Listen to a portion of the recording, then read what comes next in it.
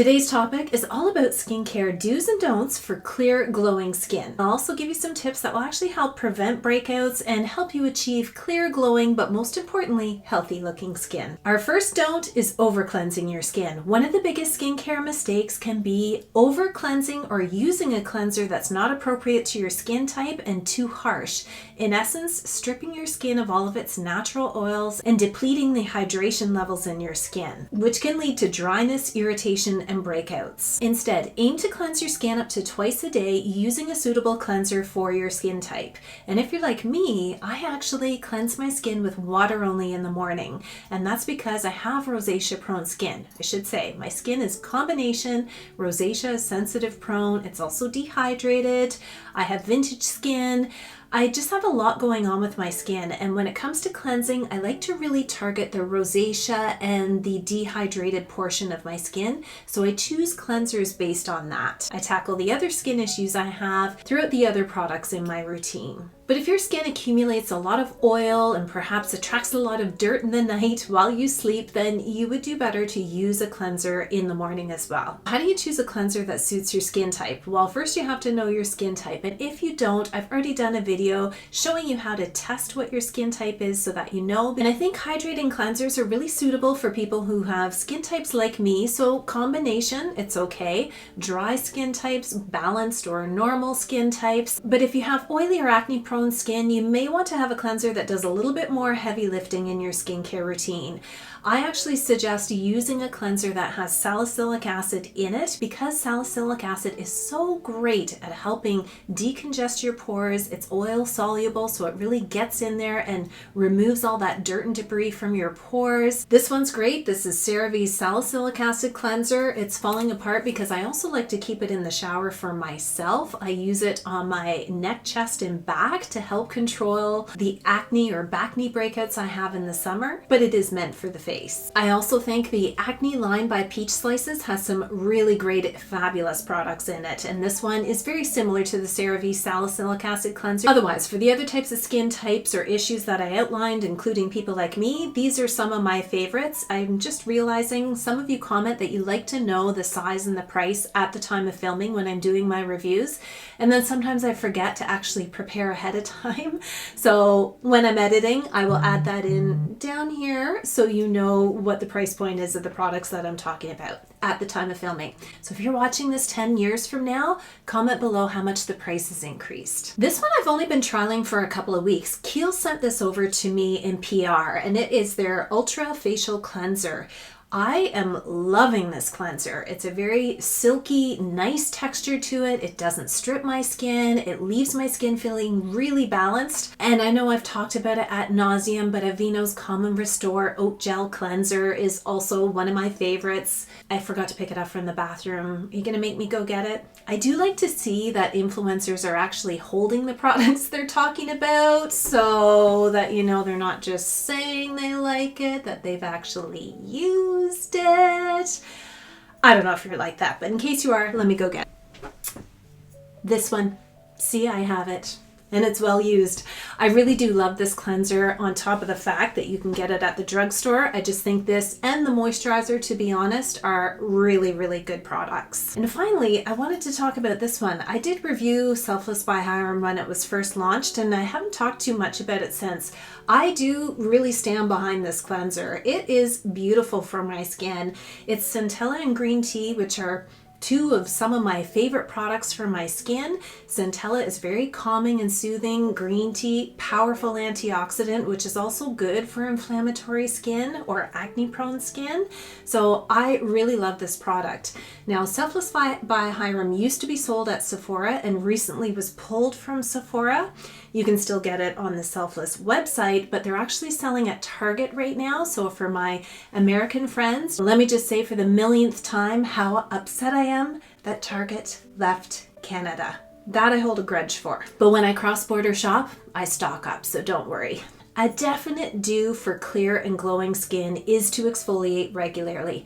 I can't sort of state this enough. This is something that I did not have regularly in my skincare routine. And think about it, when you're not removing the surface level debris from your skin, it's just kind of sitting there and it leaves a very dull texture, dull finish to your skin.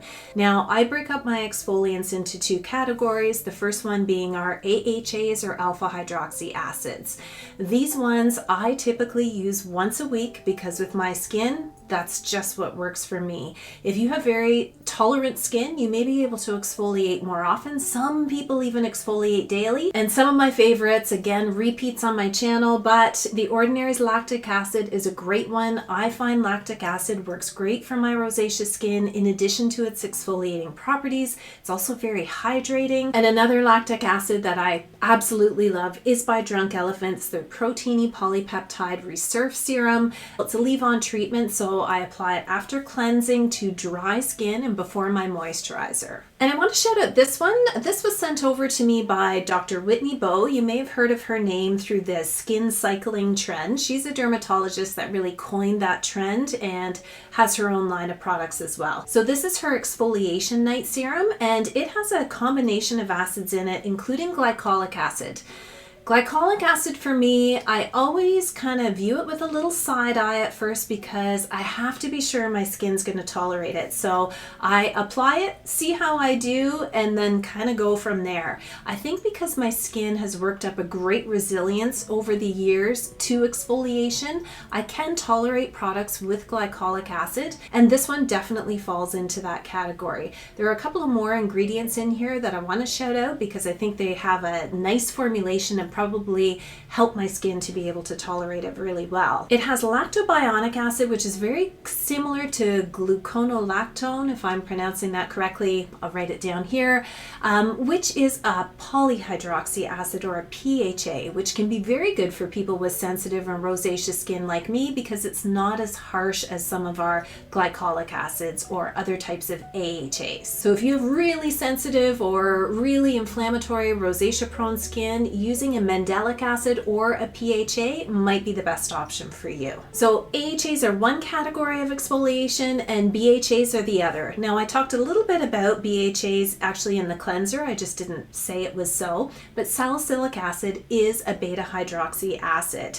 And so for those of you with oily acne prone skin who are using a salicylic acid cleanser, that might be all the salicylic acid you need in your routine. Or you might want to add a salicylic acid serum or toner to your routine as well. I use a BHA once or twice a week, and I use my skin tuition to determine when I use it. My skin is feeling really congested. I try to get ahead of it by using a BHA then, so that it decongests my pores before I get to the point of an acne breakout. Can't talk about BHAs without talking about this product, which is Paula's Choice Iconic 2% BHA Liquid Exfoliant. I've also talked about this one by Peach Slices. It's a very similar, some might say dupe towards the Paula's Choice BHA ones, and The Ordinary salicylic acid. They have their original 2% salicylic acid, but this is their anhydrous solution, which I actually prefer. I actually apply my BHA in my morning routine. It can be morning, evening, or both, I suppose, if you need it that much.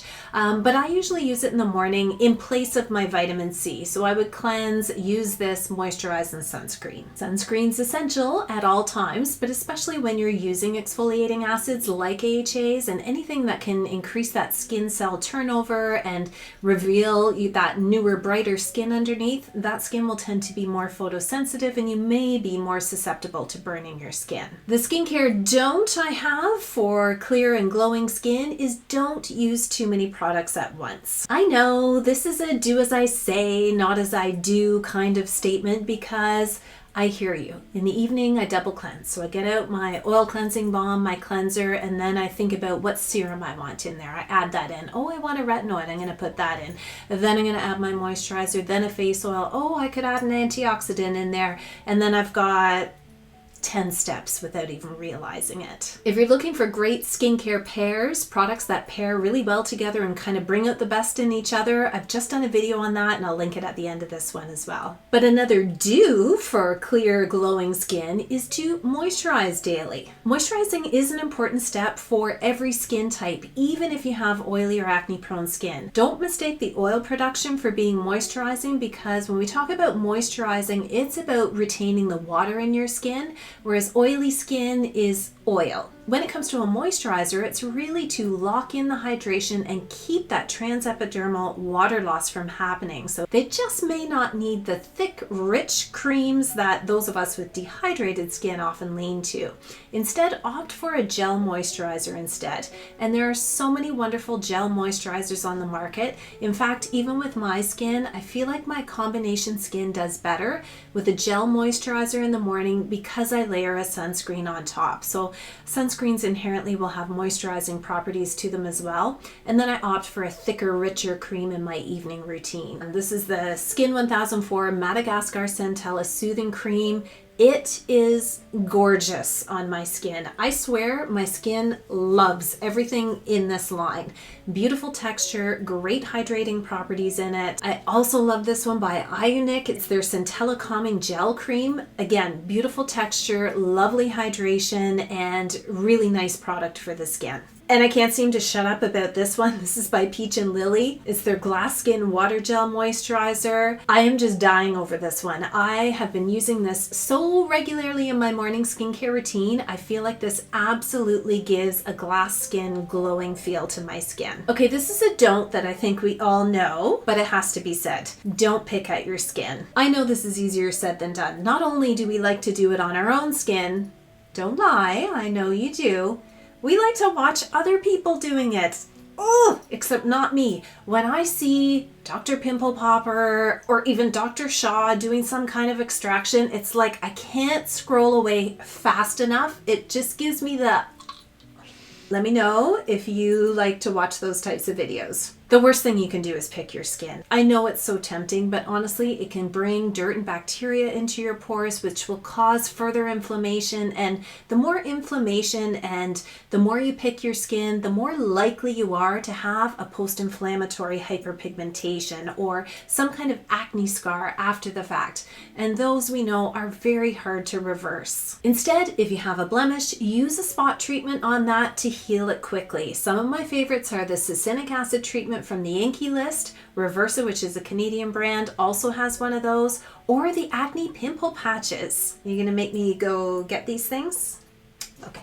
Salicylic acid treatment, Reversa spot treatment, and acne patches. Where were these in my youth? Seriously. The fact that you can just take one of these dots, put it on your pimple the night before you go to sleep, wake up, and it's either greatly reduced or gone by the morning is amazing. Finally, the last do for clear and glowing skin is to protect your skin daily from the sun. I know many of my subscribers here are skin savvy individuals who already know this, but there's a never-ending new cohort of skincare enthusiasts coming on to this channel and into skincare that don't realize this. Sunscreen should be the last step in your morning skincare routine, meaning you should do your cleanser, your serum section, moisturizer, then your sunscreen, then makeup. Some people are initially confused where sunscreen should sit, if it should go on over top of your makeup. And yes, it should when you're reapplying sunscreen throughout the day, especially if you're in sun exposure for prolonged periods of time. Taking care of your skin doesn't have to be overcomplicated, even though it's kind of fun to overcomplicate it with lots of different things, but stick to the basics. I want to know from you what's the best skincare tip you ever received. Drop that in the comments below. As always, thanks for watching, and I hope you have a fabulous day.